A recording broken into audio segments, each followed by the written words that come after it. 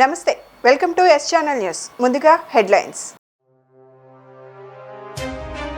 High court శాశ్వత న్యాయమూర్తులుగా justice Venkata Jyothirmayi Pratapa, justice Venuthurumalli Gopalakrishnarao ప్రమాణ స్వీకారం.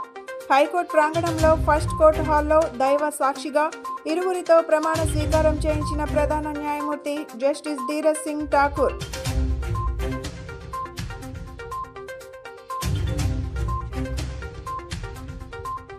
తుమ్మలపల్లి కళాక్షేత్రంలో సిపిఐ ఆధ్వర్యంలో భూ బాధితుల రాష్ట్ర స్థాయి సదస్సు. గత ప్రభుత్వంలో జరిగిన ప్రభుత్వ ప్రైవేటు స్థలాల కబ్జాపై న్యాయ విచారణ కమిటీ ఏర్పాటు చేయాలంటూ సిపిఐ రామకృష్ణ డిమాండ్.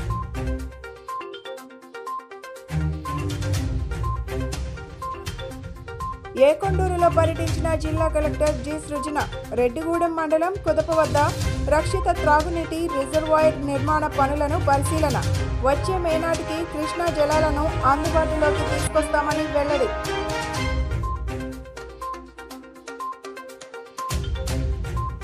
సజావుగా విఎంసి కౌన్సిల్ సమావేశాలు. కేదారేశ్వరపేట పండ్ల మార్కెట్ తరలింపు సహా పలు అభివృద్ధి పనులపై కొనసాగిన చర్చ.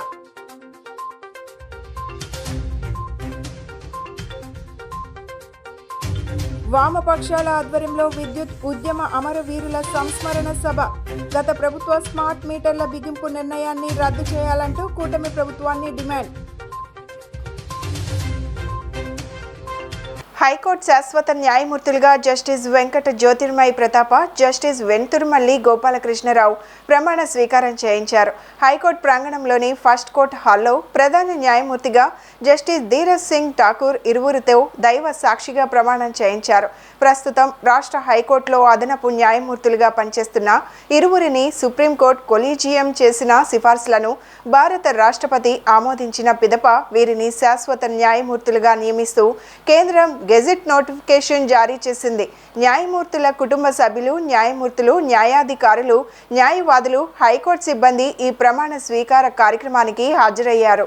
I, Venuturumali Gopalakrishna Rao, having been appointed a judge of the High Court of Andhra Pradesh, having been appointed a judge of the High Court of Andhra Pradesh, do swear in the name of God do swear in the name of God that I will bear true faith and allegiance to the Constitution of India as by law established, that I will bear true faith and allegiance to the Constitution of India as by law established, that I will uphold the sovereignty and integrity of India, that I will uphold the sovereignty and integrity of India, that I will duly and faithfully and to the best of my ability, knowledge and judgment that I will duly and faithfully and to the best of my ability, knowledge and judgment perform the duties of my office without fear or favor, affection or ill will, perform the duties of my office without fear or favor, affection or ill will, and that I will uphold the Constitution and the laws. and that I will uphold the Constitution and the laws. A Konduru పరిసర ప్రాంతాల గ్రామాలకు సురక్షిత కృష్ణా జలాలను అందించేందుకు 50 కోట్ల వ్యయంతో చేపట్టిన project పనులు శరవేగంగా జరుగుతున్నాయని, రానున్న మార్చి నాటికి పూర్తి స్థాయిలో త్రాగునీటిని సరఫరా చేసి కిడ్నీ వ్యాధి నిర్మూలనకు చర్యలు తీసుకుంటున్నట్లు జిల్లా కలెక్టర్ డాక్టర్ జి సృజన తెలిపారు. ఏకొండూరు పరిసర ప్రాంతాలలో కిడ్నీ వ్యాధిని నివారించేందుకు రాష్ట్ర ప్రభుత్వం మంజూరు చేసిన 50 కోట్ల రూపాయలతో రెడ్డిగూడెం మండలం కుదప వద్ద జరుగుతున్న రక్షిత త్రాగునీటి రిజర్వాయర్ నిర్మాణ పనులను బుధవారం జిల్లా కలెక్టర్ డాక్టర్ జి సృజన సంబంధిత అధికారులతో కలిసి పరిశీలించారు. రెడ్డిగూడెం మండలం కుదప గ్రామం వద్ద జరుగుతున్న రక్షిత తాగునీటి పథక నిర్మాణ పనులను పరిశీలించడంతో పాటు ఏకొండూరు మండలంలోని డిప్లా నగర్ తండాలో పర్యటించి తండా వాసులతో ముఖాముఖి నిర్వహించారు. ఈ సందర్భంగా కలెక్టర్ డాక్టర్ జి సృజన ప్రతినిధులతో మాట్లాడుతూ కుదుప వద్ద నిర్మాణం జరుగుతున్న ఓవర్ హెడ్ రిజర్వాయర్ పనులను పరిశీలించి యుద్ధ ప్రాతిపదికన గడువుకు ముందే పూర్తి చేయాలని అధికారులను ఆదేశించారు. ఓవర్ హెడ్ రిజర్వాయర్ పనులు తుది దశకు చేరుకోగా 200 కిలోమీటర్ల మేర పైప్లైన్ల పనులు ఇప్పటికే 30 కిలోమీటర్లు పూర్తి కాగా మరో 70 కిలోమీటర్ల పనులు చివరి దశలో ఉన్నాయని ఆర్డబ్ల్యూఎస్ఎస్ ఈడీవి రమణ కలెక్టర్కు వివరించారు. ఏకొండూరు మండలంలోని 38 కిడ్నీ ప్రభావిత గ్రామాలు తండాలకు పైప్లైన్లు, డిస్ట్రిబ్యూషన్ పైప్లైన్ల ద్వారా శుద్ధి చేసిన నీటిని సరఫరా చేయడం జరుగుతుందని, వీలైనంత త్వరగా పనులు పూర్తి చేయాలని అధికారులను ఆదేశించినట్లు కలెక్టర్ తెలిపారు. ఈ ప్రాంత ప్రజలు భూగర్భ జలాలను తాగడానికి, ఆరోగ్యానికి హానికరమైన ఉద్దేశంతో ప్రభుత్వం సురక్షిత కృష్ణా జలాలను అందించడమే సమస్యకు శాశ్వత పరిష్కారంగా భావించి 50 కోట్ల రూపాయల నిధులతో తాగునీటి ప్రాజెక్టును చేపట్టడం జరిగిందన్నారు. ఏకొండూరు ఎక్కడూరు మండలంలోని 38 ఆవాసాలకు పైప్లైన్ ద్వారా రక్షిత మంచినీటిని అందించాలన్న బృహత్తర కార్యక్రమాన్ని రానున్న మార్చి నాటికి పూర్తి చేసి నీటిని సరఫరా చేయనున్నట్లు ఆమె తెలిపారు. వచ్చే మే, జూన్ నాటికి సురక్షిత తాగునీటి సమస్యకు శాశ్వత పరిష్కారం లభిస్తుందని పేర్కొన్నారు. ప్రభావిత ప్రాంతాల్లో తిరగటం జరుగుతుందండి. మనకి కొన్ని రోజులుగా కూడా ఈ విషయం పదే పదే మన ఎదుటికి వస్తుంది. చాలా రోజులుగా కూడా ఇక్కడ ఈ ప్రాంతంలో భూగర్భ జలాలులో మెటాలిక్ ఎలిమెంట్స్ ఎక్కువ ఉండటం వల్ల అవి తాగటానికి సురక్షితమైనవి కాదు అని భావించి కూడా కృష్ణా జలాలు ఇక్కడికి పంపిణీ చేయటమే శాశ్వత పరిష్కారం అని చెప్పి మనం ప్రాజెక్ట్ తీసుకోవటం జరుగుతుందండి. కొండూరులో ఉండే 38 హ్యాబిటేషన్స్లో కూడా గ్రౌండ్ వాటర్ శాంపిల్స్ టెస్ట్ చేస్తే అవి తాగడానికి సురక్షితమైనవి కావు అని చెప్పి అక్కడ ఈ 38 హ్యాబిటేషన్స్లో కూడా 56 పాయింట్స్కి ఈరోజు మనము మంచినీరు రోజువారీ ట్యాంకర్ల ద్వారా సప్లై చేస్తున్నాము. సో కొండూరు ప్రాంతం మాత్రమే కాకుండా పక్కనే ఉండే రెడ్డిగూడెము, గంపలగూడెము, తిరువూరులో కూడా ఒకసారి టెస్టింగ్ చేయించి అన్ని హ్యాబిటేషన్స్లో గ్రౌండ్ వాటర్ శాంపిల్స్ తీసి టెస్టింగ్ చేయించి అవసరమైతే అక్కడికి కూడా ఇప్పుడు మేము సుమారుగా 50 కోట్లతో కృష్ణా జలాల్ని మేము ఇక్కడికి తీసుకొచ్చి ఇంటింటికి సప్లై చేయడానికి ప్రాజెక్టు పనులు జరుగుతున్నాయి. మే, జూన్ నాటికి అవి పూర్తి కూడా అవుతాయి. సో అది అయ్యే లోపు ఇప్పుడే ఇంకొక వారం 10 రోజుల్లో ఈ 3 మండలాల్లో కూడా చుట్టూ ఉండే 3 మండలాల్లో కూడా అసెస్ చేసి, బికాస్ ఇవి పక్కనే ఉండే మండలాలు భూగర్భ జలాలు అక్కడికి కూడా స్ప్రెడ్ అయ్యే అవకాశం ఉంది కాబట్టి అక్కడ కూడా టెస్ట్ చేసి అవసరమైతే అంటే మా ఆర్డబ్ల్యూఎస్ వారు గంపలగూడెంలో కంప్లీట్ చేశారు అన్ని హ్యాబిటేషన్స్. అక్కడ 2 హ్యాబిటేషన్స్లో మెటాలిక్ ఎలిమెంట్స్ ఉన్నాయని కూడా గుర్తించడం జరిగింది. ఈ పర్యటనలో కలెక్టర్ వెంట Tiruvuru RDO K Madhavi, DMHO doctor M Suhasini, RWS SE D V Ramana, incharge tribal welfare officer DWMA PD J Sunitha, DPO Srinivas Yadav, Krishnaraopalem గ్రామ sarpanch P Nagamalleswari, incharge MPDO Srikrishna Paramatma, వివిధ శాఖల అధికారులు, స్థానిక నాయకులు ఉన్నారు. కేరళ వరద బాధితులకు విజయవాడ కార్పొరేటర్లు నెల జీతం విరాళంగా ఇవ్వాలని కౌన్సిల్ తీర్మానించింది. ఇటీవల మృతి చెందిన కార్పొరేటర్లకు విజయవాడ కౌన్సిల్ సమావేశం ఘన నివాళులు అర్పించింది. కేరళ వరద బాధితులకు విజయవాడ కార్పొరేటర్ల నెల జీతం విరాళంగా ఇవ్వాలని కార్పొరేటర్ ఉమ్మడి వెంకటేశ్వరరావు కౌన్సిల్ సమావేశంలో ప్రతిపాదించారు. ఈ అంశంపై మేయర్ మాట్లాడుతూ అందరూ సభ్యుల ఆమోదం తీసుకుని కేరళ వరద బాధితులకు విరాళం ఇద్దామన్నారు. ఈ అంశంపై అందరూ కార్పొరేటర్లు సానుకూలంగా స్పందించారు. కాగా ఇటీవల మృతి చెందిన కార్పొరేటర్లకు విజయవాడ నగరపాలక సంస్థ ఘన నివాళులు అర్పించింది. పార్టీలకు అతీతంగా నగరపాలక సంస్థ కార్పొరేటర్లుగా పనిచేసి మృతి చెందిన ప్రజాప్రతినిధులు అందరికీ నగర మేయర్ అధ్యక్షతన సంతాపాన్ని తెలిపారు. కౌన్సిల్ సభ్యులు 2 నిమిషాలు మౌనం పాటించి వారి ఆత్మకు శాంతి చేకూరాలని ఘనంగా నివాళులర్పించారు.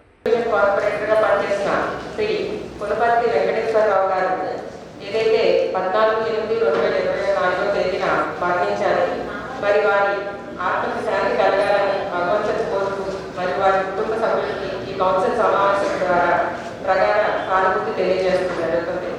మరి ఏదైతే మరొకరు 1995 నుంచి 2010 కాలంలో 25 కార్పొరేటర్గా పనిచేసిన శ్రీమతి కంటేపూడి జయశీల గారు 15/8/2024 తేదీన మరణించారు. మరి వారి ఆత్మకు కూడా శాంతి కలగాలని భగవంతుని కోరుతూ మరి వారి కుటుంబ సభ్యులకు ఈ కౌన్సిల్ సమావేశం ద్వారా ప్రగాఢ సానుభూతి తెలియజేస్తున్నారు. కార్పొరేటర్గా పనిచేసినటువంటి వనపర్తి వెంకటేశ్వరరావు గారు 14/8/2024 మరి మరణించడం జరిగింది. మరి ఆయన 38వ డివిజన్లో మరి అభివృద్ధి కోసం, డివిజన్ అభివృద్ధి కోసం ఎన్నో కార్యక్రమాలు చేసి డివిజన్లో మంచి పేరు తెచ్చినటువంటి వ్యక్తి వనపర్తి వెంకటేశ్వరరావు గారు. మరి అలాగే కంటెపూడి జయశీల గారు 1995 నుంచి 2000 సంవత్సరం వరకు కార్పొరేటర్గా పనిచేసిన జయశీల గారు కూడా 15/8/2024 స్వర్గస్థులు అవడం జరిగింది. జయశీల గారి ఆత్మకి, వనపర్తి వెంకటేశ్వరరావు గారి ఆత్మకి శాంతి చేకూరాలని వాళ్ళ కుటుంబ సభ్యులకి కౌన్సిల్ ద్వారా ప్రగాఢ సానుభూతి తెలియజేస్తున్నారు. విజయవాడ నగరపాలక సంస్థ కౌన్సిల్ సమావేశాలు మేయర్ రాయన భాగ్యలక్ష్మి అధ్యక్షతన బుధవారం సజావుగా జరిగాయి. కౌన్సిల్ సమావేశాలలో తొలుత ఇటీవల మరణించిన పలువురు మాజీ కార్పొరేటర్ల సహా కోల్కతా ట్రైనీ డాక్టర్కు సంతాప తీర్మానం ప్రవేశపెట్టి నివాళులు అర్పించారు. అనంతరం సభ మొదలైన కొద్దిసేపటికే టీడీపీ వైసీపీ కార్పొరేటర్ల మధ్య వాగ్వాదం చోటు చేసుకుంది. టీడీపీ కార్పొరేటర్ ముమ్మినేని ఈశ్వరప్రసాద్ వైసీపీ కార్పొరేటర్ బండి పుణ్యశీలను ఆగవమ్మ కూర్చోవమ్మ అంటూ ఏకవచనంతో సంబోధించారని తప్పుపడుతూ సభలో పుణ్యశీల నిరసన వ్యక్తం చేశారు. ఏకవచనంతో సంబోధించడం ఏమిటి అంటూ టీడీపీ కార్పొరేటర్ను ప్రశ్నించారు. తాను ఏకవచనంతో సంబోధించలేదంటూ ప్రసాద్ పేర్కొన్న వివాదం సద్దుమణకకపోవడంతో మేయర్ జోక్యం చేసుకుని ఇరువురిని శాంతింపచేశారు. అనంతరం జరిగిన ప్రశ్నోత్తర సమయంలో సభ్యులు లేవనెత్తిన సమస్యలపై అధికారుల నుంచి సరైన సమాధానం రాకపోవడంతో మేయర్ తీవ్ర ఆగ్రహం వ్యక్తం చేశారు. నేను ఆ రోజున ఉషారాణి గారిని తీర్మానం తప్పు పెట్టారని చెప్పి పులిశీల గారు క్వశ్చన్ చేసినప్పుడు నేను ఆ సందర్భంలో అన్నటువంటి మాట తీసుకొచ్చి దీనికి ఇప్పుడు లింక్ చేసి మాట్లాడటం అనేది భావ్యం కాదు. కాబట్టి మనండి తీసి నేను కనుక అది అసందర్భంగా మాట్లాడితే నాకు క్షమాపణ చెప్పడానికి నేను ఒక సీనియర్ సభ్యుడిగా ఒక మాట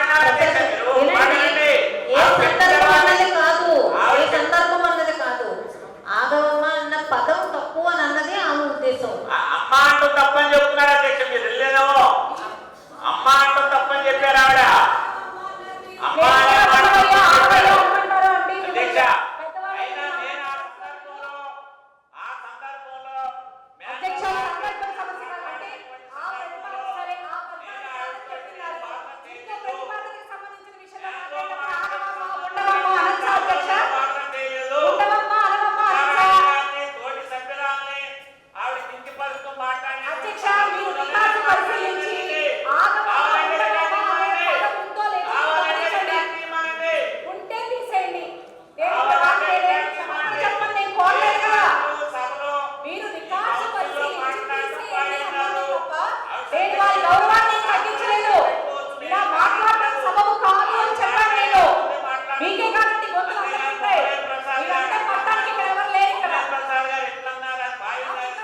శుద్ధమైన నీటిని నగరవాసులకు అందించాలని, వీధి కుక్కలను నియంత్రించాలని డిమాండ్ చేస్తూ కౌన్సిల్ ఎదుట టీడీపీ కార్పొరేటర్లు నిరసన వ్యక్తం చేశారు. నగరం వెంబడి కృష్ణానది ఉన్నప్పటికీ నగర ప్రజలు తాగునీటి ఇబ్బందులకు పడుతున్నారన్నారు. ప్రజా సమస్యలను పరిష్కరించాలని డిమాండ్ చేస్తూ టీడీపీ కార్పొరేటర్లు కౌన్సిల్ హాల్ ఎదుట నిరసన కార్యక్రమం నిర్వహించారు. టీడీపీ ఫ్లోర్ లీడర్ నెలబండ్ల బాలస్వామి ఆధ్వర్యంలో కార్పొరేటర్లు ప్లకార్డులు పట్టుకుని ఆందోళన నిర్వహించారు. ఈ సందర్భంగా బాలస్వామి మాట్లాడుతూ నగరం వెంబడి కృష్ణానది ప్రవహిస్తున్నప్పటికీ ప్రజలకు స్వచ్ఛమైన తాగునీటిని అందించడంలో పాలకపక్షం విఫలమైందన్నారు. పగిలిపోయిన పైప్ లైన్లను తొలగించి వాటి స్థానంలో కొత్త పైప్ లైన్లు వేయాలని ఆయన డిమాండ్ చేశారు. నగరంలోని వీధి కుక్కలను వెంటనే నియంత్రించాలని, ప్రజలను కాపాడాలని ఆయన డిమాండ్ చేశారు. కూటమి తరపున మేమందరం కూడా విజయవాడ నగర ప్రజలకు స్వచ్ఛమైన శుద్ధిపరిచిన మంచినీటిని అందించాలని, ప్రజల్ని రోగాల బారి నుండి కాపాడాలని, అలాగే వీధి కుక్కల నుంచి ప్రజల ప్రాణాలని కాపాడాలని, పిల్లల్ని కాపాడాలని, అలాగే మరి డెంగ్యూ, మలేరియా, చికెన్ గున్యా వంటి వ్యాధులు ప్రబలి విజయవాడ నగరంలో ప్రజలందరూ చాలామంది హాస్పిటలైజ్డ్ అవుతున్నారు. అలాగే మరి మంచాల బారిన పడుతున్నారు.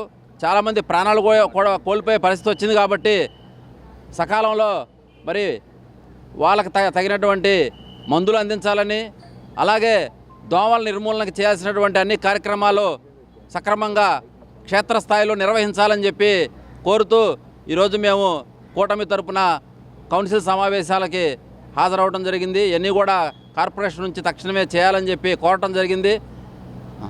అలాగే మరి విజయవాడ నగరంలో టెట్కో ఇల్లు లేనటువంటి ప్రతి పేదవాళ్ళకు కూడా టెట్కో ఇల్లు అందించే విధంగా కూడా తెలుగుదేశం ప్రభుత్వం, కూటమి ప్రభుత్వం ముందుకు వెళ్తుందని చెప్పి త్వరలోనే టెట్కో ఇల్లు అన్నీ కూడా ప్రజలకి ఎవరికైతే గతంలో 2014, 2019లో శాంక్షన్ అయినాయో వాళ్ళందరూ కూడా టెట్కో ఇల్లు అందించే విధంగా తెలుగుదేశం ప్రభుత్వం, కూటమి ప్రభుత్వం, భారతీయ జనతా పార్టీ, జనసేన ముందుకు వెళ్తాయని, అలాగే ఎవరైతే పెన్షన్లు కోల్పోయారో చిన్న చిన్న కారణాల వల్ల, కుండి సాకుల వల్ల వైసీపీ ప్రభుత్వంలో వాళ్ళందరూ కూడా పెన్షన్లు మళ్ళీ పునరుద్ధరించే విధంగా కూడా తెలుగుదేశం ప్రభుత్వం ముందుకెళ్తుంది. డిప్యూటీ ఫ్లోర్ లీడర్ ఉమ్మడి చంటి మాట్లాడుతూ వీధి కుక్కల నిర్మూలనకు అధికారులు శాశ్వత పరిష్కారం చేపట్టాలన్నారు.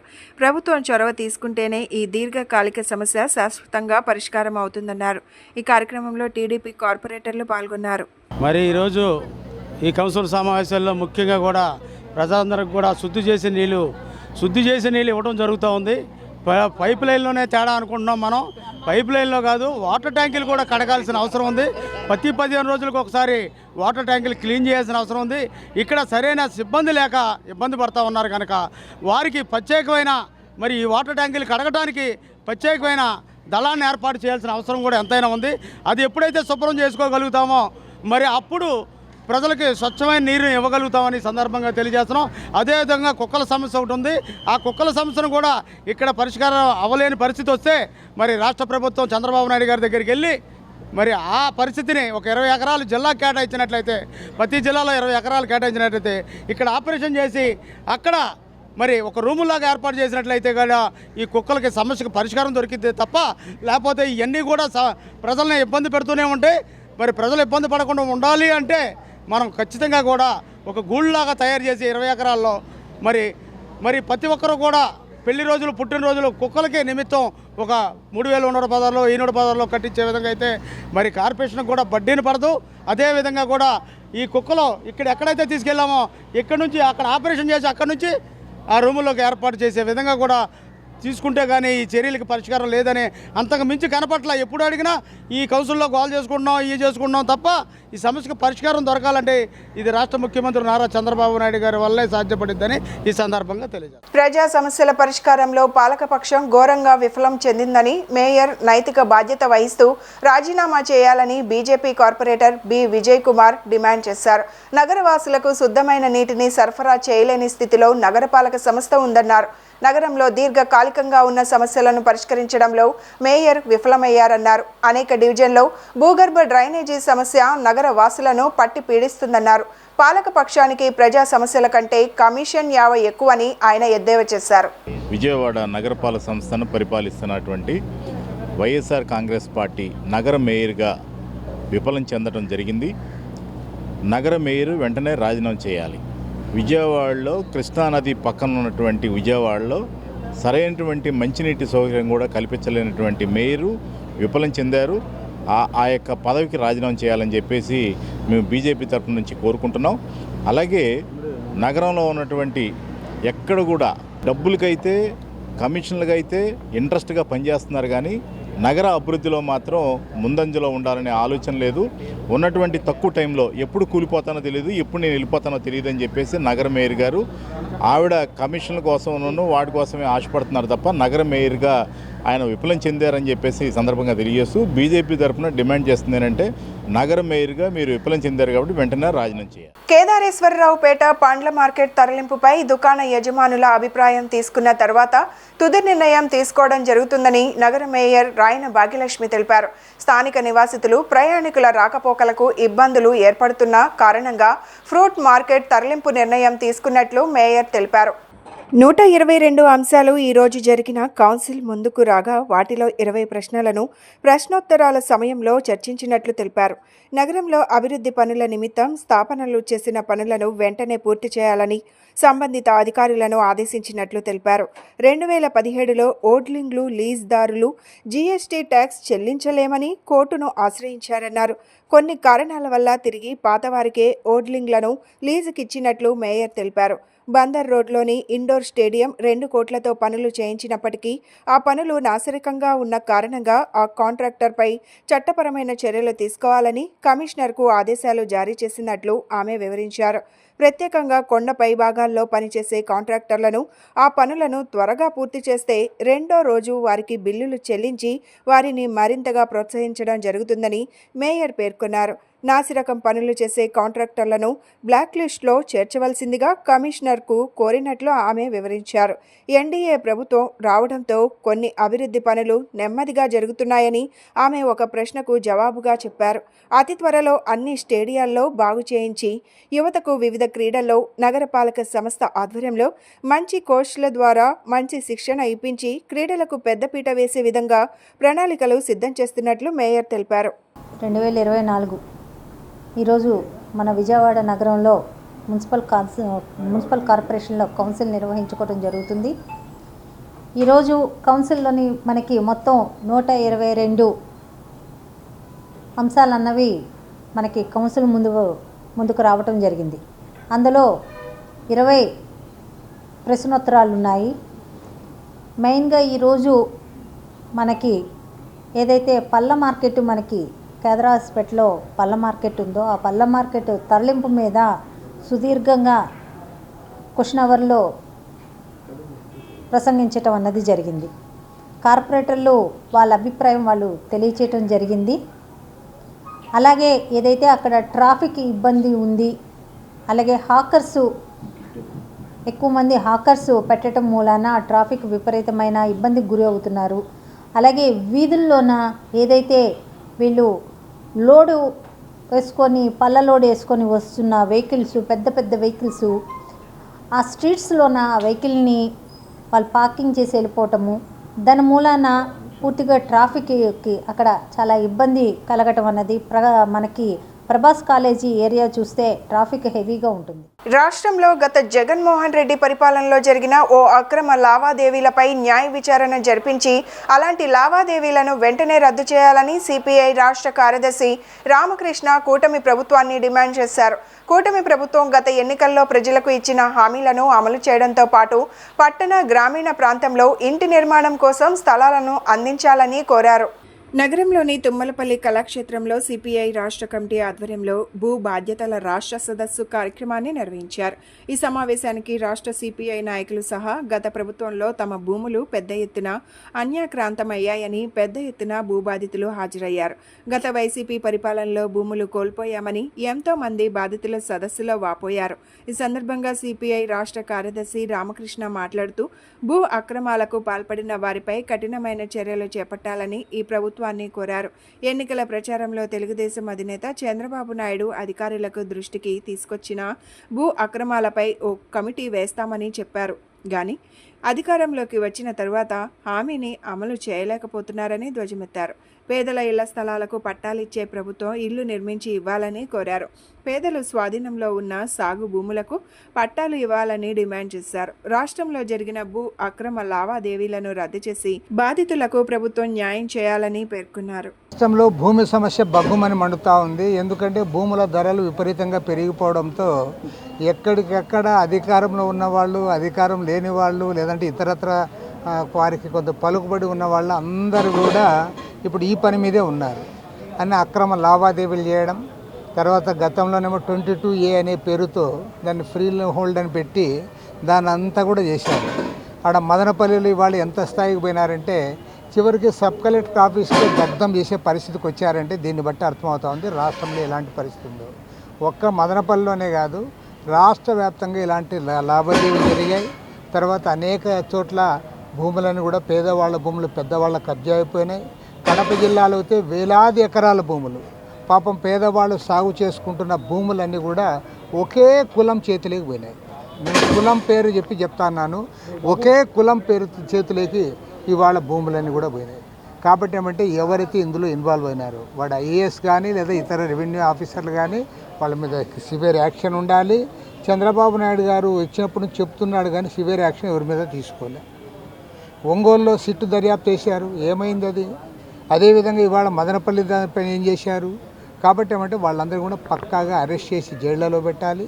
అదేవిధంగా మీరు తెలుగుదేశం పార్టీ ఎన్నికల్లో వాగ్దానం ఇచ్చినట్లుగా గ్రామీణ ప్రాంతాల్లో 3 సెంట్లు, పట్టణాల్లో 2 సెంట్లు ఖచ్చితంగా ఇవ్వాలి. వాళ్ళందరికీ ఇళ్ల నిర్మాణం జరగాలి. పేదవాళ్ళ ఆక్రమణలో ఉన్నటువంటి భూములన్నిటికి కూడా పట్టాలు ఇవ్వాలని చెప్పి కూడా మేము కోరుతామని. రాష్ట్ర వ్యాప్తంగా ఈరోజు జరుగుతున్న భూ బాధితుల సదస్సు భూమి యొక్క విలువ పెరగడంతో పాటు గత 5 సంవత్సరాలు అధికారంలో ఉన్న పెద్దలు గద్దెల్లాగా పేదల భూముల్ని ఎలా తన్నుకుపోయారో ఒక్కొక్క జిల్లా నుండి ఒక్కొక్క ప్రాంతం నుండి పేదల ఆవేదన వింటుంటే మనకు ఆశ్చర్యం వేస్తుంటుంది. ఈ రకంగా కూడా అధికారాన్ని అడ్డం పెట్టుకొని 50 ఏళ్ళు 100 ఏళ్ళు 70 ఏళ్ళు అసైన్డ్ భూముల్లో సాగు చేసుకున్నటువంటి వారి భూములు కూడా కొల్లగొట్టొచ్చా? ఇది సాధ్యపడుతుందా? సాధ్యపడదు అనుకున్న వాళ్ళకు కూడా ఇవాళ సాధ్యపడుతుంది. ఆ రకంగా కొల్లగొడతామని వాళ్ళు రుజువు చేశారు. అలాంటి వాటన్నింటినీ బయట తీయాలి. చివరికి జగనన్న కాలనీలో నువ్వు ఇచ్చే సెంటు స్థలం ఇవ్వడానికి 60-70 ఏళ్ళుగా పట్టాలు పొందిన పేదల అసైన్డ్ భూములే మీకు కావాల్సి వచ్చిందా జగన్మోహన్ రెడ్డి గారు? ప్రజా సమస్యలను తెలుసుకొని వాటిని సాధ్యమైనంత త్వరగా పరిష్కార మార్గాలు చూపడమే తమ ప్రభుత్వ లక్ష్యమని తూర్పు నియోజకవర్గం ఎమ్మెల్యే గద్దె రామ్మోహన్ రావు అన్నారు. 19వ డివిజన్లో కూలేందుకు సిద్ధంగా ఉన్న ఆర్టీఓ కార్యాలయం ప్రహారీ గోడ తొలగించి రెల్లి కాలనీ వాసులను సమస్య నుంచి పరిష్కరిస్తామన్నారు. తూర్పు నియోజకవర్గం పరిధిలోని 19వ డివిజన్ లబ్బిపేట పోలీస్ క్వార్టర్స్ రామాలయం వద్ద నుండి ప్రజా సమస్యలపై శాసనసభ్యులు గద్దె రామ్మోహన్ రావు పర్యటించారు. ఈ సందర్భంగా ఆయన మాట్లాడుతూ ఈ ప్రాంతంలో ప్రధానమైన సమస్య ఆర్టీఓ కార్యాలయం వెనుక వైపు ఉన్న ప్రహారీ గోడ దుర్భర స్థితిలో పడిపోయే విధంగా వంగి ఉండడంతో రెల్లీస్ కాలనీలో భయానక పరిస్థితి నెలకొంది అన్నారు. గోడ ఎప్పుడు పడిపోతుందో అని ఈ ప్రాంత ప్రజలు భయపడుతున్నారన్నారు. ప్రహారీ గోడ తొలగించి రెల్లీస్ కాలనీ వాసుల సమస్య పరిష్కారం కోసం తాము కృషి చేస్తామన్నారు. మున్సిపల్ కమిషనర్ సంబంధిత అధికారులతో మాట్లాడి వెంటనే పరిష్కారం చేస్తామని ఆయన తెలియజేశారు. మనం ఇప్పుడు పోలీస్ క్వార్టర్స్ దానిలో రెల్లీస్ కాలనీ అని చాలా సంవత్సరాల నుంచి ఇక్కడ నివాసం ఉంటా ఉన్నారు. ఆర్టీఓ ఆఫీస్కి వెనకైపు గోడ ఏ కారణం వల్ల కానీ వంగి చూడటానికి చాలా భయంకరమైన పరిస్థితిలో ఉంది. ఇక్కడ స్థానికులందరూ కూడా అక్కడ రిలీజ్ కాలంలో ఉంటున్న పెద్దలు అందరూ కూడా దృష్టి తీసుకొచ్చినప్పుడు దాన్ని ఏమంటే డిటిసి గారిని కూడా రిక్వెస్ట్ చేసి వారిని కూడా రమ్మని మేము కూడా జాయింట్ ఇన్స్పెక్షన్ చేస్తే అందరికీ కూడా గోడ ఒక ఇబ్బందికరమైన పరిస్థితులు ఉన్నట్టుగా అర్థమవుతుంది. అక్కడ ఒక ఎలక్ట్రికల్ పోల్ ఆపింది కాబట్టి ఆ గోడ ఇంకా పడలేదు, లేదా ఎప్పుడో పడిపోయిందని అనిపిస్తోంది. మేము తక్షణమే ఆర్ఎండ్బి అధికారులతో కూడా మాట్లాడి డిటిసి గారి యొక్క సహకారంతో దాన్ని ఇమీడియట్గా గోడని రిమూవ్ చేయాల్సిన అవసరం ఉంది. లేకపోతే చాలా కుటుంబాలు ఇక్కడ నివాసం ఉంటూ ఉన్నాయి, వాళ్ళందరికీ కూడా అది ప్రమాదంగా ఉంది. దాన్ని ఇమీడియట్గా ఈరోజే మాట్లాడి దానికి ఒక పరిష్కారం చేసుకోవాలని కూడా అనుకుంటా ఉన్నాం. సో దానికి పరిష్కారం చేయాలి అంటే ఆ గోడ తీయటం తప్ప ఇంకో మార్గం లేదు. ఆ గోడ అవతల మళ్ళీ ఇంకొక వాల్ నిర్మాణం చేసుకోవాల్సిన అవసరం ఉంది. కొన్ని చెట్లు కూడా ట్రిమ్మింగ్ కానీ లేకపోతే చెట్లు కూడా తీయాల్సిన అవసరం ఉంది. సో వీటన్నిటి దృష్ట్యా ఆ కుటుంబాలని వాళ్ళ యొక్క భద్రత కోసం, వాళ్ళ అవసరం కోసం అక్కడ ఇవన్నీ కూడా తక్షణం ఇది చేయాలి. నేను మున్సిపల్ అధికారులతోనూ, అదేవిధంగా డిటిసి గారితోనూ, అదేవిధంగా ఆర్ఎండ్బి వీళ్ళ ముగ్గురిని కూడా సమన్వయపరిచి దాన్ని ఇమీడియట్గా పరిశీలిస్తాను.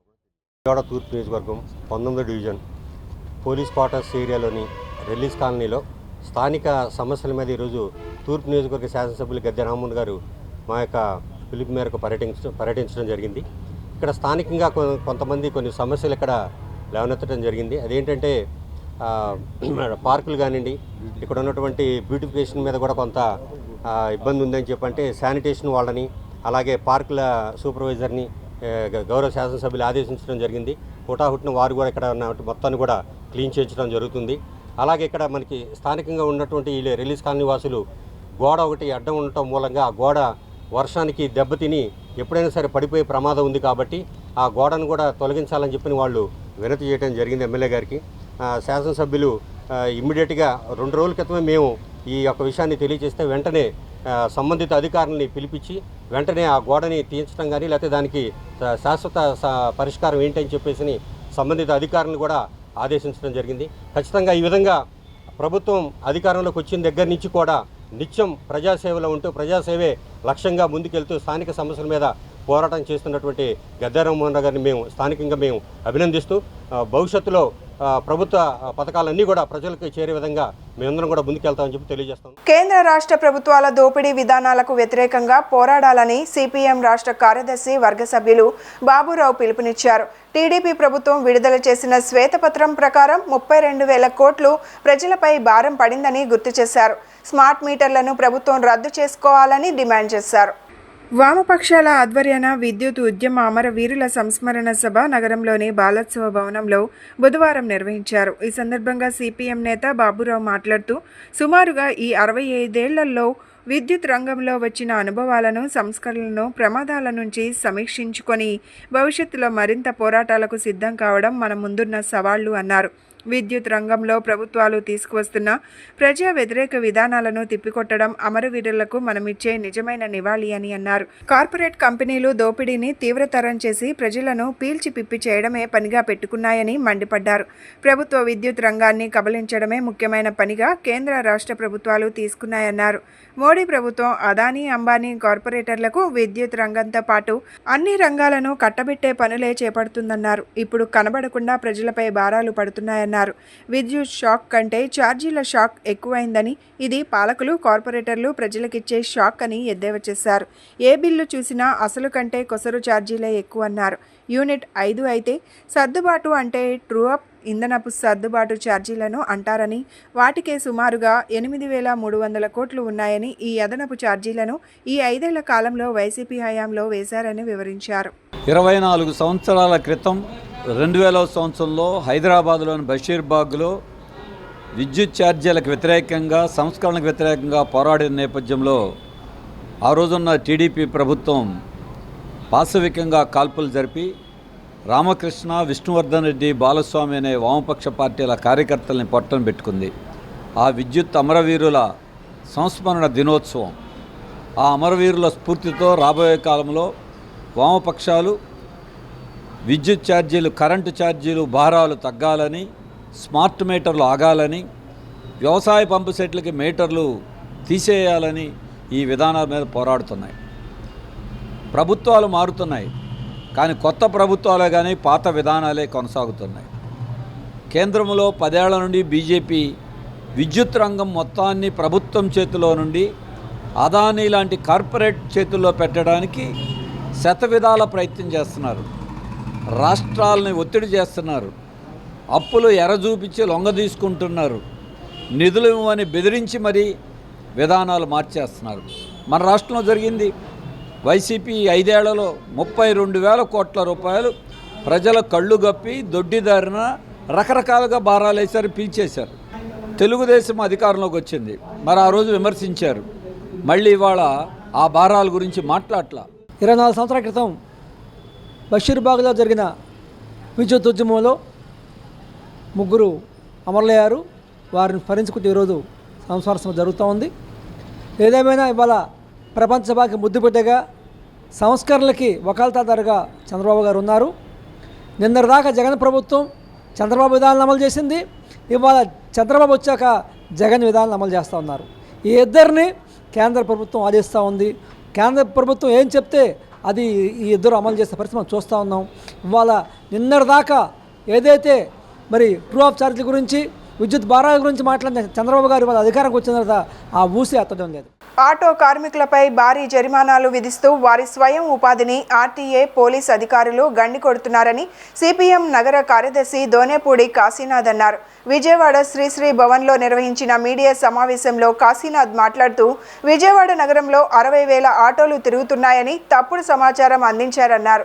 ఆటో కార్మికుల సమస్యలను నగర పోలీస్ కమిషనర్ దృష్టికి తీసుకువెళ్లగా సానుకూలంగా స్పందించారన్నారు. విజయవాడ సిటీ పరిధిలో నడుపుతున్న ఆటో డ్రైవర్లు తమ పోలీస్ స్టేషన్లో ఆధార్ కార్డును సబ్మిట్ చేయాలన్నారు. గతంలో సిటీలో తిరిగే ఆటోలకు నంబర్లు కేటాయించిన విధంగానే ప్రస్తుతం నగర పరిధిలో తిరిగి ఆటోలకు నంబర్లు కేటాయించాలని నగర పోలీస్ కమిషనర్ను కోరామన్నారు. ప్రభుత్వం ఆటో కార్మికుల సమస్యలను పరిష్కరించాలని, లేని పక్షంలో ఆందోళన చేపడతామని హెచ్చరించారు. ట్రాఫిక్ని క్రమబద్ధీకరించే పేరుతో, ట్రాఫిక్ని తగ్గించాలని చెప్పనే పేరుతో పోలీస్ డిపార్ట్మెంట్ కొన్ని చర్యలు చేపడతా ఉంది. నిన్నటిదాకా చేపట్టినటువంటి చర్యలు అయితే ఇది ఆటో రంగం పాలిట ఉరితాడని చెప్పనేటువంటిది నిన్న సిపి గారిని కలిసినటువంటి సందర్భంగా చెప్పాం. ఆత్మహత్యలకి దారి తీసేటువంటి పరిస్థితులు ఏర్పడతాయని చెప్పనేటువంటిది కూడా వారి దృష్టికి తీసుకెళ్ళాం. కారణం ఈరోజు రాష్ట్రంలో కానీ దేశంలో కానీ 3-వీలర్ ఆటో లేదా క్యాబ్ అని చెప్పనేటువంటి పేరుతో పాసింజర్ ఆటోలుగా తిరుగుతూ ఉన్నటువంటి వీటి మీద సెల్ఫ్ ఎంప్లాయ్మెంట్ స్కీమ్ కోసం, స్వయం ఉపాధి కోసం, బతుకు తెరువు కోసం బ్యాంకు లోన్లు, అప్పులు, రుణాలు చేసి కొనుగోలు చేసినటువంటి ఆటోలు ఈరోజు తిరిగేటువంటి దానికి, ఈరోజు పాసింజర్ని తీసుకెళ్ళి రవాణా సాధనంగా వాడుకునేటువంటి దానికి ప్రజలకి సాధనంగా ఉపయోగపడేటువంటి పద్ధతులు ఉన్నప్పటికీ ఆ నడిపేటువంటి వాహన చోదకుడు ఎవరైతే ఉన్నారో ఆటో డ్రైవరు, ఆ ఆటో డ్రైవరుకి శాపంగా మారిందని చెప్పనేటువంటిది చెప్పాలి. కారణం ఒకవైపు కేంద్రం పెట్టినటువంటి జీవో నెంబర్ 21, ఇంకోవైపు రాష్ట్రంలో వివిధ ప్రభుత్వాలు అనుసరిస్తూ ఉన్నటువంటి విధానాలు, కేంద్రంలో మోటారు వెహికల్ సవరణ చట్టానికి కోడ్స్ అని చెప్పనేటువంటి పెట్టి దాంట్లో విధిస్తూ ఉన్నటువంటి నిబంధనలు ఇవి ఆటో కార్మికుల పాలిట, ఆటో డ్రైవర్ల పాలిట ఉరితాళ్ళు అవుతున్నాయని చెప్పనేటువంటిది మేము ఈ సందర్భంగా చెప్పదలిచాం. విజయవాడ నగరపాలక సంస్థకు రావాల్సిన 282 కోట్ల నిధులపై కార్పొరేటర్లు ఎందుకు మాట్లాడడం లేదని సిపిఎం కార్పొరేటర్ బి సత్యబాబు విమర్శించారు. నగరపాలక సంస్థ ఆర్థిక పరిపుష్టి కోసం అటు మేయర్, ఇటు కార్పొరేటర్లు ఎందుకు మాట్లాడడం లేదన్నారు.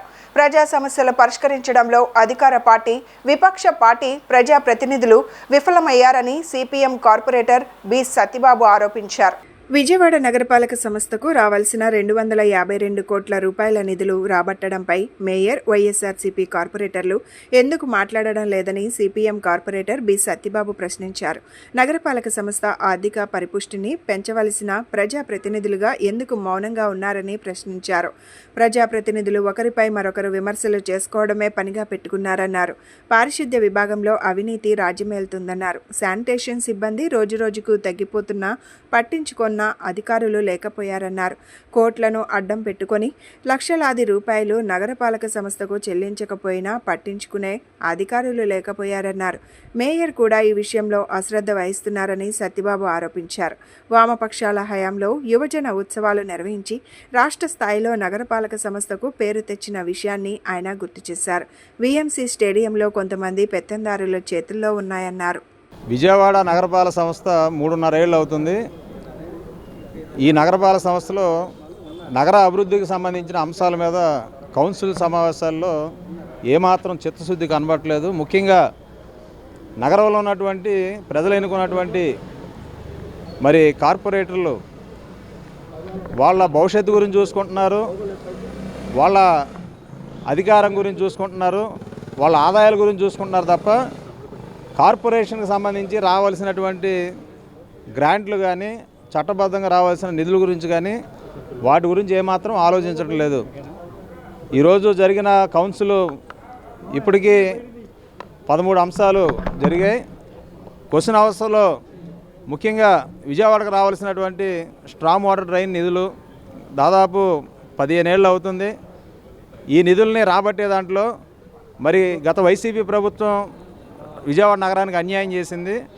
మరి ఇప్పుడు టీడీపీ రాష్ట్రంలో అధికారంకి వచ్చింది, కూటమి ప్రభుత్వం, వాళ్ళైనా రిలీజ్ చేసేదానికి అధికారం ఉంది కాబట్టి చేస్తారని చూస్తే మరి నగరంలో ఉన్న వైసీపీ మేయర్ గారు దాని మీద సీరియస్గా తీసుకోవట్లా. మరి ఇక్కడ లోకల్గా ఉన్న టీడీపీ కార్పొరేట్లు కూడా సీరియస్గా తీసుకోవట్లా. అంటే 282 కోట్ల రూపాయలు విజయవాడ అభివృద్ధికి రావాల్సిన నిధుల్ని రాబట్టే దాంట్లో ఈ వైసీపీ, టీడీపీ ఇద్దరు కూడా నగరానికి అన్యాయం చేస్తున్నారనే విషయాన్ని ఈరోజు కౌన్సిల్ దృష్టికి సిపిఎంగా తీసుకెళ్ళాం. అలాగే నగరానికి సంబంధించినటువంటి శానిటేషన్ కార్మికులు 3.5 ఏళ్ళ నుంచి కూడా కార్మికుల సంఖ్య తగ్గిపోతుంది, వీళ్ళ సంఖ్యను పెంచాలని పదే తీర్మానాలు చేసినా కార్మికులు మాత్రం పెంచడం లేదు. హజరత్ సయ్యద్ షా మస్తాన్ వలీ లోటే సోటే వాలే బాబావారి 103వ ఉరుసు మహోత్సవాలు ఈ నెల 29 నుంచి 31వ తేదీ వరకు నిర్వహించినట్లు ఉరుసు ఉత్సవ ముజావర్ కమిటీ ప్రతినిధులు వెల్లడించారు. ఈ 29న చందనోత్సవం, 30వ తేదీన దీపారాధన, 31న అన్న సమారాధన కార్యక్రమాలు నిర్వహిస్తున్నట్లు వెల్లడించారు.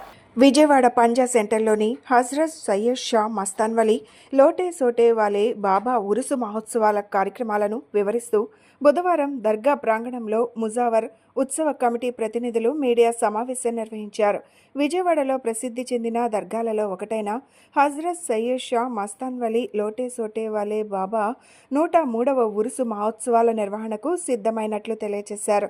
కుల మతాలకు అతీతంగా నిర్వహించే ఉరుసు ఉత్సవాలకు భక్తజనం విశేషంగా తరలివస్తారని మీడియాకు తెలియజేశారు. ఈ నెల 29వ తేదీ రాత్రి 10 గంటలకు బాబావారి చందనోత్సవంలో ప్రారంభమయ్యే ఉరుసు మహోత్సవాలు 3 రోజుల పాటు జరగనున్నాయని పేర్కొన్నారు. రెండో రోజైన 30వ తేదీన దీపారాధన సహా గొప్ప కవ్వాలి కార్యక్రమం చేపడుతున్నట్లు తెలియజేశారు. ఉత్సవాల ముగింపులో భాగంగా 31వ తేదీ శనివారం ఉదయం పెద్ద ఎత్తున అన్నదాన కార్యక్రమం నిర్వహిస్తున్నట్లు వెల్లడించారు. కుల మతాలకు అతీతంగా నిర్వహించే ఈ ఉత్సవాలకు భక్తులు పెద్ద సంఖ్యలో హాజరై జయప్రదం చేయాలని ఉత్సవ కమిటీ నిర్వాహకులు విజ్ఞప్తి చేశారు. హజరత్ లోటే సోటే వాలే మస్తాన్ అలీ బాబా వారి గంధం 103వ సంవత్సరం ఉత్సవ మహోత్సవం కనుక 29 రాత్రి 10 గంటలకి దర్గా నుండి బయలుదేరి ఇంచిపేట, మహంతిపురం, నైజాంపేట్, అనగా తారాపేట్, ఇస్లాంపేట అనగా తిరిగి 3 గంటలకి దర్గా దగ్గరికి వచ్చి చేరును. భక్తులందరూ దానికి అందరు ఇచ్చేసి మా జయప్రదం చేయాల్సిందిగా కోరుతున్నాం. రేపు 29 నాడు 29/8/24 గొప్ప ఊరేగింపు హజరత్ లోటే సోటే మస్తాన్వలి బాబా గారి ఉర్సు సందర్భం బయలుదేరుతుంది. కాబట్టి మీ భక్తులందరూ వచ్చి జయప్రదం చేయమని కోరుచున్నాను. ఇట్లు ముజావర్ కమిటీ. 3 రోజుల కార్యక్రమం ఏంటంటే 29 ఏమో ఊరేగింపు గంధం బయలుదేరుతుంది, 30వ తారీఖు ఏమో చిరాగా అంటే దీపారాధన, 31వ తారీఖు అన్నదానం. పొద్దున 7ంటికి అన్నదానం మొదలు పెడతారు. అందరూ వచ్చి తినవచ్చు, భక్తులందరూ వచ్చి. తర్వాత బాబాగారు తబురుకు అంటారు దీనికి, అది పంచి పెడుతుంటాం అందరికీ. తర్వాత బాబాగారి స్టోరీ ఏంటంటే బాబాగారు 1989లో ఇక్కడ స్థాపించారు. అప్పుడు సుబ్బయ్య గారని ఒక దీని చిత్రం కట్టించారు. ఆ కట్టిస్తాం వల్ల అంటే అదే విధానంగా ఇప్పుడు అలాగే సాగుతుంది ఇన్ని సంవత్సరాల నుంచి. ఫస్ట్ ఉరుసు 74లో స్టార్ట్ చేసాం మేము. దాని తర్వాత ప్రతి సంవత్సరం కూడా ఘనంగా చేస్తున్నాం. కాబట్టి మీరు భక్తులందరూ వచ్చి ఈ కార్యక్రమాన్ని జయప్రదం చేయమని కోరుచున్నాను. బులెటిన్ ముగించే ముందు హెడ్లైన్స్ మరొకసారి. హైకోర్టు శాశ్వత న్యాయమూర్తులుగా జస్టిస్ వెంకట జ్యోతిర్మయి ప్రతాప, జస్టిస్ వెనుతురు మల్లి గోపాలకృష్ణరావు ప్రమాణ స్వీకారం. హైకోర్టు ప్రాంగణంలో ఫస్ట్ కోర్టు హాల్లో దైవ సాక్షిగా ఇరువురితో ప్రమాణ స్వీకారం చేయించిన ప్రధాన న్యాయమూర్తి జస్టిస్ ధీరజ్ సింగ్ ఠాకూర్.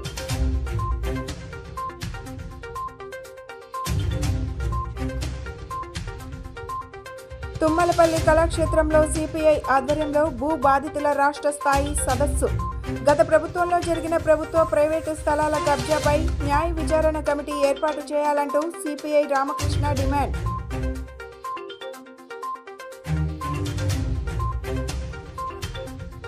ఏకొండూరులో పర్యటించిన జిల్లా కలెక్టర్ జి సృజన.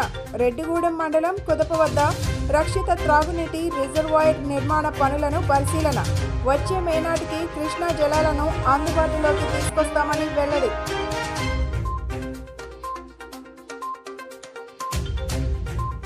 సజావుగా విఎంసీ కౌన్సిల్ సమావేశాలు. కేదారేశ్వరపేట పండ్ల మార్కెట్ తరలింపు సహా పలు అభివృద్ధి పనులపై కొనసాగిన చర్చ.